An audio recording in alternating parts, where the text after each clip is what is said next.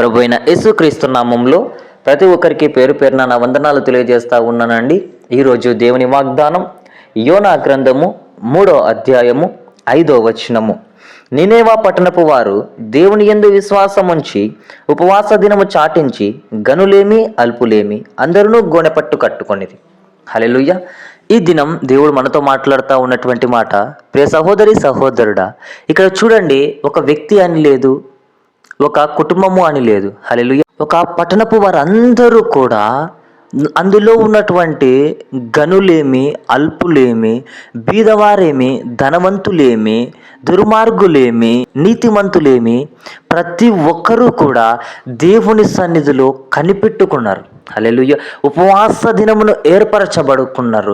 ఎందుకో తెలుసా? దేవుని ద్వారా విశ్వాసము చేత వారందరూ ఏక మనసుతో ప్రార్థిస్తూ ఉన్నారు, మా దేశాన్ని కాపాడండి ప్రభువా అనేసి. హల్లెలూయా.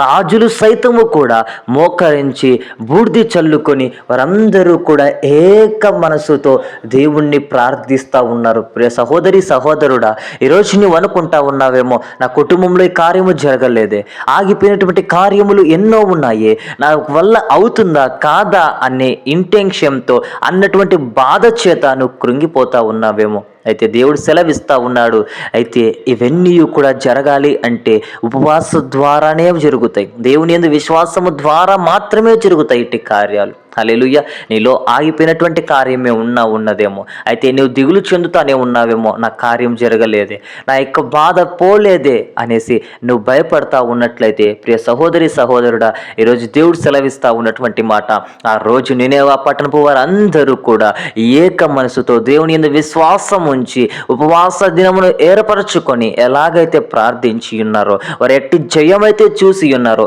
ఈరోజు నీ వట్టి విజయం చూడాలి అన్నా, అటు జయము చూడాలి అన్నా, ఈరోజు అనేక మంది ఎదుటను సాక్షికరంగా నిలవాలి అన్నా, అయితే దేవుడు సెలవిస్తా ఉన్నటువంటి మాట, ఉపవాస దినమును ఏర్పరచుకో. అయితే ఉట్టిగా కాదు, విశ్వాసము ద్వారా దేవుడు నాకు చేస్తాడు అంటే చేస్తాడు అన్నటువంటి నమ్మిక ద్వారా ఎప్పుడైతే నీవు ఉపవాస దినమును చేర్చుకుంటావో, దేవుడు అనేకమైనటువంటి కార్యాలు చేసేటువంటి వాడుగా ఉన్నాడు. హల్లెలూయా.